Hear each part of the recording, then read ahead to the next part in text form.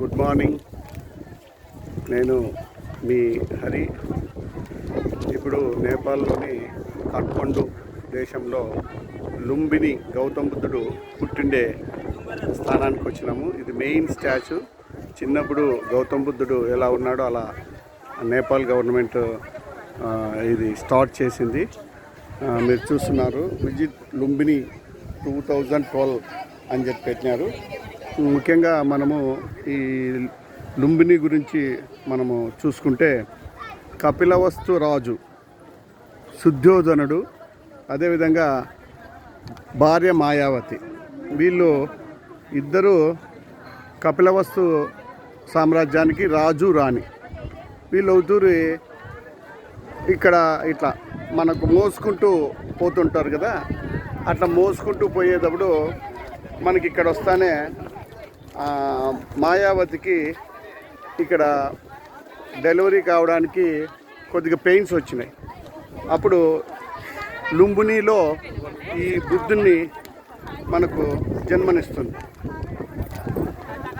ఇక్కడ జన్మించిన తర్వాత వెంటనే ఇక్కడ ఒక వృక్షం కింద, ఒక సాయి వృక్షం కింద మొదటి స్నానం చేపిస్తుంది. మళ్ళా వెంటనే ఈమె కపిలవస్తు వాళ్ళ రాజ్యానికి వెళ్ళిపోతుంది. మీరు చూస్తున్నారు లుంబిని. ఇది లుంబిని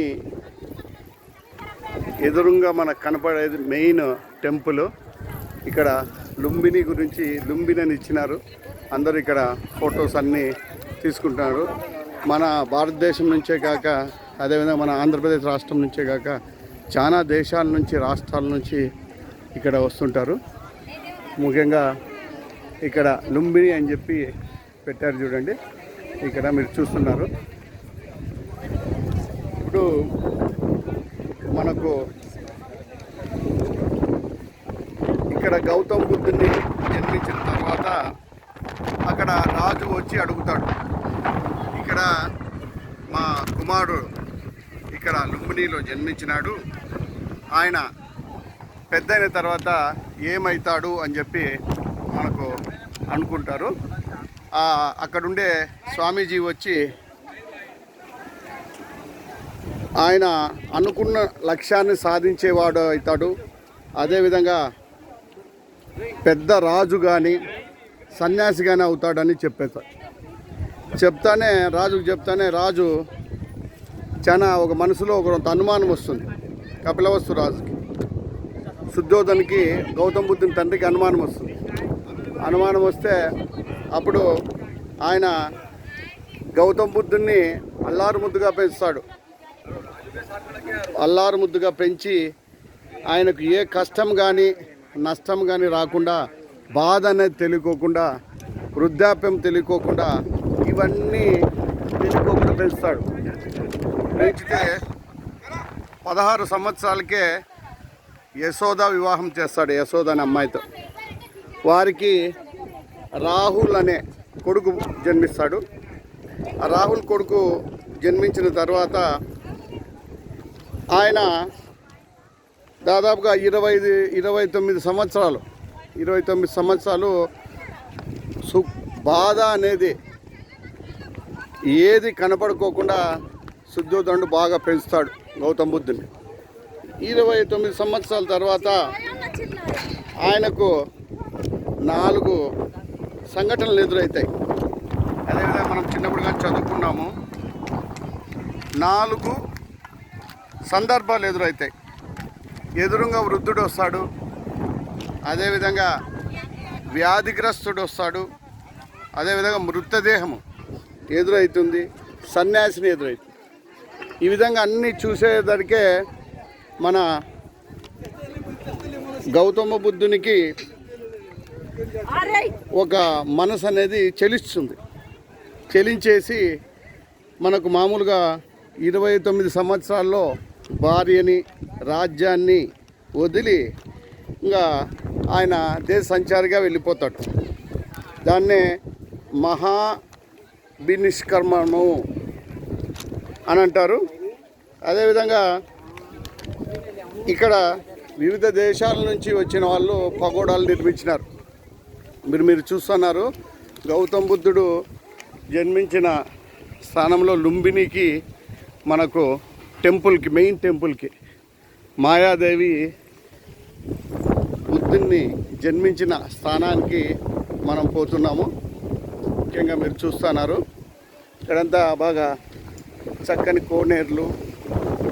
ఈ నేపాల్ ప్రభుత్వము చాలా చక్కగా ఈ కేంద్రాన్ని తీర్చిదిద్దింది. మేము ఇక్కడ గౌతమ్ బుద్ధుడు పుట్టిండే రోజే అంటే మే 23 గౌతమ్ బుద్ధుడు జన్మించిన దినంగా నేపాల్ ప్రభుత్వము ఇక్కడ ముఖ్యంగా అందరికీ సెలవు వదిలింది. ఇక్కడ చూడడానికి కానీ చాలామంది ఇక్కడ నేపాల్ లుంబినీలో చాలామంది పిల్లలు వాళ్ళ పేరెంట్స్ అందరూ వచ్చినారు. చాలా రద్దీగా సందడిగా ఉంది. ఇప్పటిదాకా మేము వివిధ దేశాలు China, Japan, Thailand, Bangkok, Mongolia, Vietnam ఇలా దేశాలన్నీ నిర్మించిన పగోడాలన్నీ చూసి వచ్చాము. నెక్స్ట్ మేము ఇప్పుడు పోఖ్రా పోవాలనుకుంటున్నాము. చాలా చక్కగా ఈ నందనవనంగా ఇది చాలా బాగుంది. పోవడానికి రావడానికి చాలామంది వచ్చినారు. ముఖ్యంగా ఇండియన్స్ ఎక్కువగా వచ్చారు. నేను మా బ్రదరు ఇక్కడ మేము అనంతపూర్ నుంచి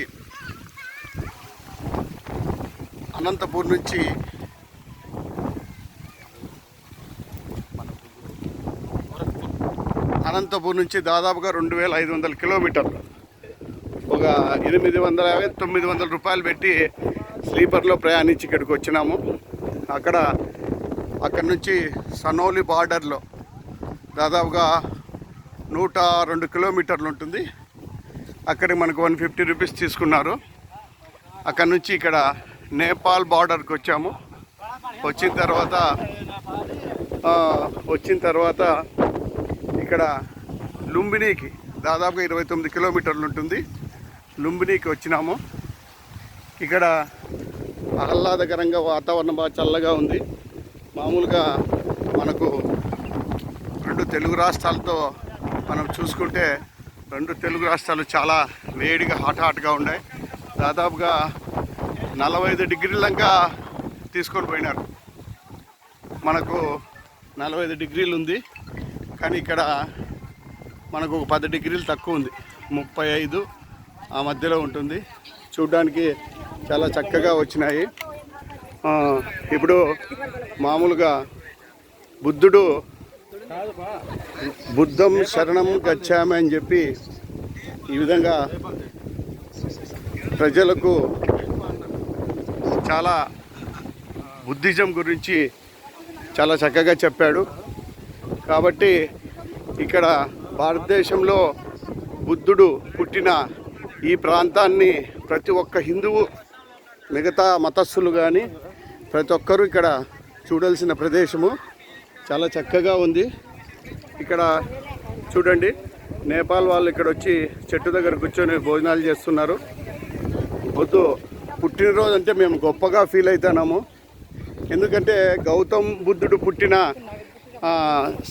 ప్లేస్ని అదే ఈరోజు 23వ తారీఖు చూడడం చాలా ఆనందంగా ఉంది. ఈరోజు బర్త్డే గౌతమ్ బుద్ధ కాబట్టి చాలామంది ఇక్కడ పిలిగ్రిమ్స్ వచ్చినారు. మనకు మెయిన్ గుడి టెంపుల్ మాయావతి వాళ్ళ అమ్మగారైనటువంటి బుద్ధుని అమ్మగారైనటువంటి మాయావతి, శుద్ధోదని భార్య. ఈమె ఇక్కడ జన్మించిన రోజు, గౌతమ్ బుద్ధుని జన్మించిన రోజు. ఇక్కడ మనం డైరెక్ట్గా ఇక్కడ మెయిన్ టెంపుల్ ఇదే మీరు చూస్తున్నారు. గౌతమ్ బుద్ధుడు పుట్టిన లుంబిని ఇది మెయిన్ టెంపుల్ మీరు చూస్తున్నారు. ఇక్కడ 2 పక్కల నేపాల్ జెండా ఎగురవేస్తున్నారు. అదేవిధంగా లుంబిని డెవలప్మెంట్ ట్రస్ట్ వారి ఆధ్వర్యంలోనే నడుస్తుంది. లోపల మీరు చూసిన లోపల కెమెరాలు అవి అలవ్ లేదు.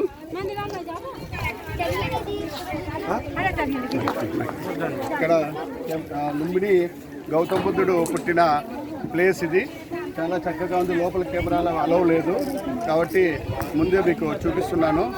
ప్రతి ఒక్కరూ దర్శించవలసిన ప్లేస్ లుంబిని. గౌతమ బుద్ధుడు మాయావతి దేవికి పుట్టిన స్థలము. ఇక్కడే ఒక చెట్టు కింద పుట్టే ఆమె ఇక్కడే ఫస్ట్ స్నానం చేపిస్తుంది కాబట్టి చాలా మెయిన్ టెంపుల్. ప్రపంచంలో మొత్తం ప్రతి ఒక్క దేశం బుద్ధిస్టులు హిందువులు అందరూ చూడాల్సిన ప్లేస్ ఇది. మేము ఈరోజు బుద్ధుడి జన్మదిన సందర్భంగా నేపాల్కి వచ్చి నేను ప్లేస్ అనంతపురం నుంచి వచ్చి దర్శించడం ఎంతో మాకు ఆనందంగా ఉంది. మీరు కానీ మీ మనసులో ఉండే కోరికలు నెరవేరాలంటే మన గౌతమ బుద్ధుడి జన్మస్థానం లుంబిని దర్శించండి. Thank you very much. Thank you sir.